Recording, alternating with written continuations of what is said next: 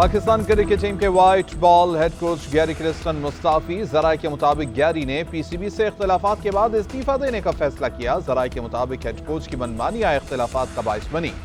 گیری central contract میں پسندیدہ افراد کو شامل کرانا چاہتے تھے، معاہدے کے برعکس پاکستان میں قیام سے انکار کیا۔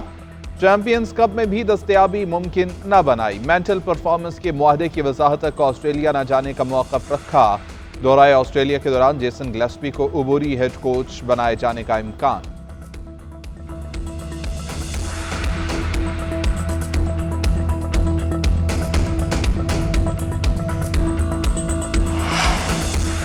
نئے چیف جسٹس یحییٰ آفریدی آج سے مقدمات کی سماعت کا آغاز کریں گے۔ چیف جسٹس کی سربراہی میں فل کورٹ اجلاس بھی آج ہوگا۔ اہم انتظامی فیصلے متوقع، عدالتی اصلاحات پر غور کیا جائے گا۔ ججز کے تحفظات سمیت مختلف عدالتی امور زیر غور آئیں گے۔ زیر التوا کیسز کو جلد نمٹانے کے حوالے سے جامع حکمت عملی مرتب کی جائے گی۔ اجلاس میں تمام دستیاب ججز شریک ہوں گے۔ سینئر جج جسٹس منصور علی شاہ عمرہ ادائیگی کے لیے سعودی عرب میں موجود، اجلاس میں شرکت نہیں کر سکیں گے۔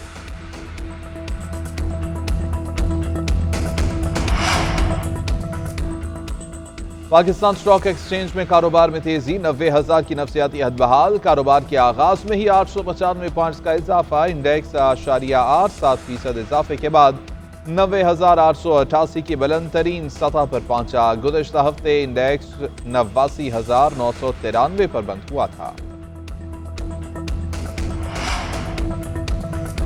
پاکستانی معیشت کے لیے اچھی خبر، آئی ایم ایف پروگرام کے بعد دیگر اداروں سے فنڈز کی راہ بھی ہموار۔ ایشیائی ترقیاتی بینک سے 4 سال کے دوران $2.75 کروڑ ملنے کا امکان۔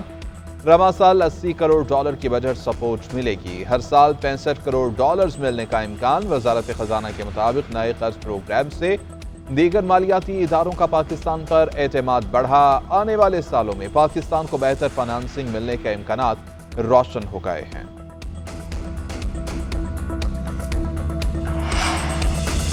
زہرآلود دھواں اور گرد و غبار، باغوں کے شہر میں اسموک کا راج۔ 523 ایئر کوالٹی انڈیکس کے ساتھ لاہور دنیا کا آلودہ ترین شہر قرار۔ کوٹ لکھپت میں انڈیکس 673، کینال روڈ میں 655، گڑھی شاہو میں 561 ریکارڈ کیا گیا۔ شہریوں میں سانس اور گلے کی بیماریاں بڑھنے لگیں۔ آج سے لاہور میں اسکولوں کے اوقات تبدیل، تدریسی عمل صبح 8:45 پر شروع ہوا۔ اوقات کار کا اطلاق 31 جنوری تک ہوگا۔ اسموک سے نجات کے لیے مصنوعی بارش برسانے کی تیاری۔ طبی ماہرین کا شہریوں کو ماسک استعمال کرنے کا مشورہ۔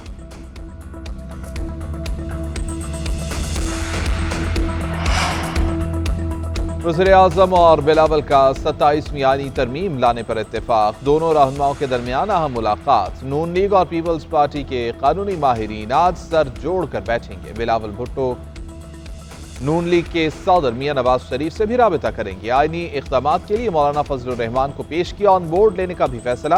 ذرائع کے مطابق دونوں جماعتوں کا پارلیمانی کمیٹی برقرار رکھنے کا فیصلہ۔ مجوزہ ترمیم کے حوالے سے حتمی فیصلہ کمیٹی ہی کرے گی۔ نئی ترمیم بھی تمام جماعتوں کے اتفاق رائے سے کی جائے گی۔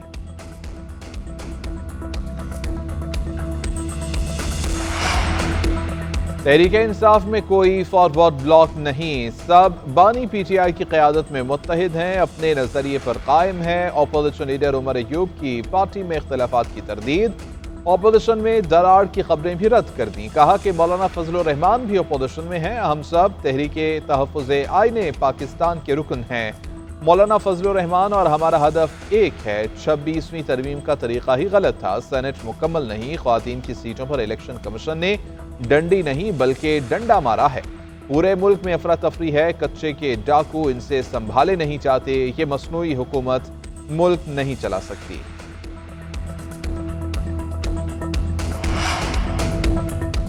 فواد چودھری کا بشرا بی بی سے سیاست میں فعال ہونے کا مطالبہ۔ انسداد دہشت گردی عدالت کے باہر میڈیا سے گفتگو کرتے ہوئے بولے کہ بشرا بی بی اور علیمہ خان سے اپیل ہے کہ فوری طور پر سیاست میں آئیں اور پارٹی کو بچائیں۔ سلمان اکرم راجہ اور رؤف حسن کچھ نہیں کر رہے، باہر نکلنے کی کال دیتے ہیں پھر خود ہی واپس لے لیتے ہیں۔ پارٹی میں کوئی حکمت عملی نظر نہیں آ رہی۔ پی ٹی آئی کی موجودہ قیادت خیبر پختونخوا ہاؤس سے باہر نہیں جاتی، ان کا کوئی سر پیر نہیں۔ बानी पीटीआई की रिहाई की कोई हिकमत अमली ही मौजूद नहीं। ट्वीट कर देते हैं कि वर्कर गिरफ्तार हों तो कोई बात नहीं, लीडरशिप गिरफ्तार नहीं हो सकती। और मुल्क गिर इंसदाद पोलियो मुहिम का आगाज, 4.5 करोड़ बच्चों को वैक्सीन दी जाएगी। इंसदाद पोलियो मुहिम 3 नवंबर तक जारी रहेगी। खैबर पख्तूनख्वा में मुहिम 2 मरहलों में चलाई जाएगी। पहले मरहले में 66 लाख से ज्यादा बच्चों को कतरे पिलाए जाएंगे। दूसरा मरहला 11 नवंबर से शुरू होगा। मुल्क भर में मुहिम के दौरान कुव्वत मुदाफ़त बढ़ाने के लिए विटामिन ए की इजाफी खुराक भी दी जाएगी।